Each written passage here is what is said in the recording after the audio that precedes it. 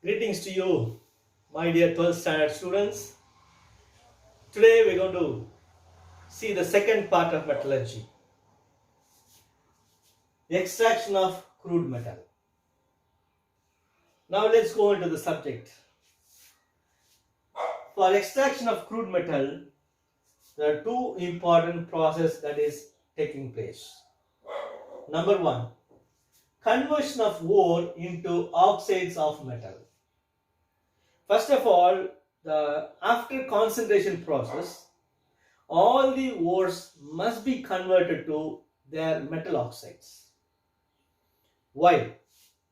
It is because thermodynamically it is more easy to extract a metal from its metal oxide. Therefore, we are going into this process of converting a ore into its oxide, metal oxide. Second process is that reduction of metal oxide to its metal, elemental form. Okay. Now, let's talk about the first one. First one is conversion of ore into metal oxide. This can be done in two processes. A. Roasting.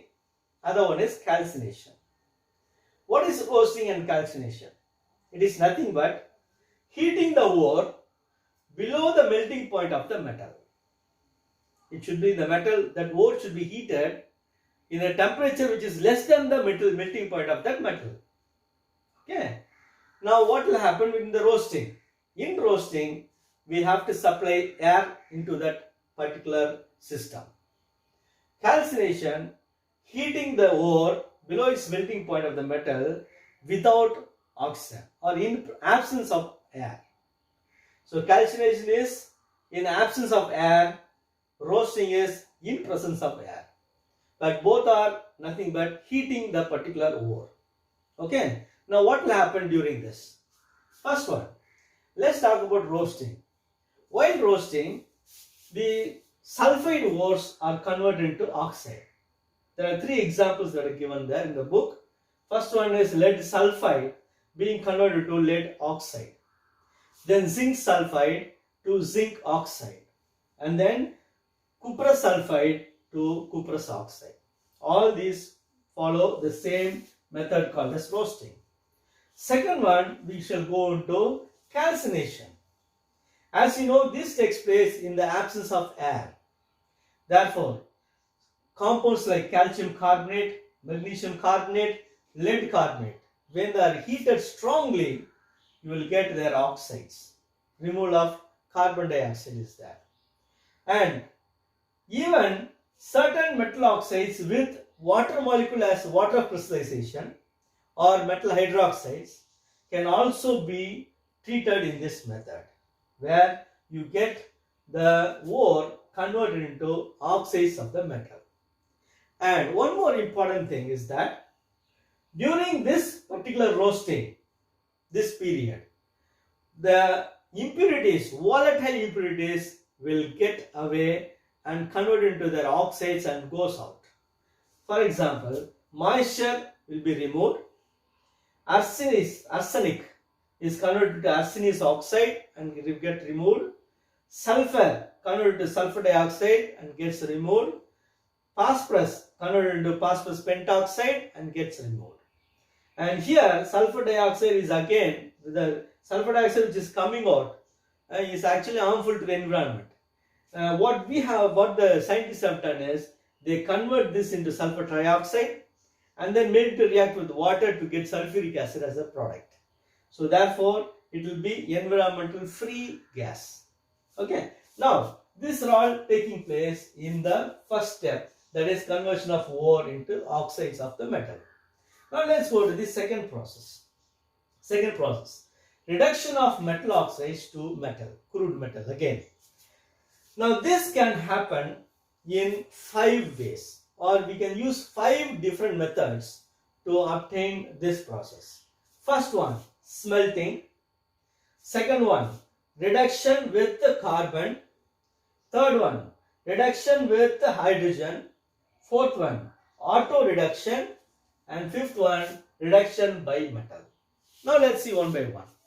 Let's talk about smelting. What is smelting? Smelting involves both roasting as well as melting. Okay. Generally, in this process, what will happen?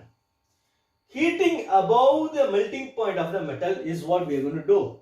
You are taking the ore oxide, ore, that is the metal oxide, and you are going to heat it to a temperature above the melting point of the metal, so that that particular metal melts and you can separate it. Okay. Now, what is going to happen in this smelting process? In this smelting process, as you see here, ore, that is the metal oxide that is obtained, and gangue is present. You know, gangue is the impurity which is attached in the ore, which has to be removed. Okay, that gangue is there. And along with that, we are also going to add a compound which is called as flux. This is to remove the gangue. We are adding this flux. Okay, and along with that, we can add either carbon or carbon monoxide or aluminium. Okay, depending on the nature of ore. Okay, now what will happen? See here, there is one important thing that we all need to know, and many people will get confused in this one. Just listen carefully. Very simple. Now I am going to talk about gangue and the flux. Okay, right. See, for example, let's take iron extraction of iron. In extraction of iron, the iron ore will have silica as the gangue, silicon dioxide. And this silicon dioxide is acidic in nature. Therefore, I have to add a flux which is basic in nature. So, I am adding calcium oxide which is basic in nature. So, now gangue, silicon dioxide acidic, reacts with the flux basic calcium oxide to give slag. What is the slag you get? Calcium silicate is the slag that you get, and it gets removed. Therefore, the metal oxide remains there, and this metal oxide will react with carbon, and carbon will take away the oxygen. Therefore, you will get the metal. So, this is a simple process. Similarly, let's talk about the copper extraction. In copper extraction, the gangue is ferrous oxide. FeO is the gangue. Now, which is basic in nature. So, therefore, you have to add a flux which is acidic in nature, that is silica, SiO2. These two react to give a slag which is nothing but ferrous silicate. So, and this gets removed. So, this is how gangue and flux operates hand in hand with. Now, let's go to how particular metal is being reduced. Right? Okay, in iron extraction, let's talk about iron extraction. Gangue silica is removed and ferric oxide reacts with carbon monoxide. Here carbon monoxide is taken, so it reacts with carbon monoxide to give iron, the metal. Coming to copper extraction, we know copper extraction, we have this cuprite, the ore of copper. This will react with oxygen to give FeS and Cu2S, ferrous sulfide and cuprous sulfide. Okay, these two is together called as matte. This matte is again separated and allowed and put in a different vessel and allowed to make it to react again. See, ferrous sulfide converted into ferrous oxide. And similar way, coming to this place where cuprous sulfide will react with oxygen to give cuprous oxide, and these two in turn react to give the copper. See, when you consider this particular thing, here copper is reddish brown in color, brown metal, which is in the melted form, where the sulfur dioxide will be coming out as blisters. That's why this is called as blister copper. Okay, so blister copper. So this is about the smelting process, and we have two examples. One is the iron extraction, other one is the extraction of copper. Right? Second, let's go to the second one, reduction process. Second, reduction with carbon. So here we are using directly using the carbon as a reducing agent. Okay, right. So here zinc oxide reacts with carbon to give you zinc and carbon monoxide. And the third one, reduction with hydrogen. Hydrogen can, hydrogen is very much used as a reducing agent. So here example, Ag2O, silver oxide reacts with hydrogen to give silver and water. And fourth one is auto reduction, self reduction. There are some metal oxides or metal sulfides where you don't need to do anything. If you just heat it, it will get reduced. That is self reduction or auto reduction, we say. For example, HGS, mercuric sulfide. This reacts with oxygen to give mercury and SO2. So this is about the auto reduction. And finally, we come down to the fifth process, reduction by metal. Here we use a metal to reduce another metal. Okay. So now we can, a best example that is given in our book is that aluminothermic process.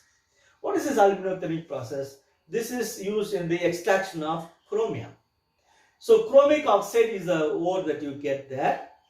After concentration and roasting, you get chromic oxide. This is allowed to react with aluminium, and aluminium reacts with this one to give you chromium and aluminium oxide. Now, for this process, we know we need a ignition mixture to give a higher temperature for the metal to melt. So the ignition mixture is barium peroxide and magnesium. This combination acts as the ignition mixture. Okay. Similarly, sodium can replace or reduce boron from boron trioxide. So this is about the reduction process where you get the metal from its metal oxides. And therefore, today we have seen two simple processes. That is extraction of crude metal by two processes. First one is conversion of ore into oxides of metal. Second one is reduction of metal oxides to metal. And this particular reduction by metal, herein we talk about the reactivity series. Herein we talk about the Ellingham diagram. Herein we talk about the thermodynamical concept of why a particular metal is reduced by another metal, why the other can not. So like this. So for this, the next class will give you the answer. So as for now, we have just come to know that how a particular crude metal is extracted from its ore. Okay, thank you.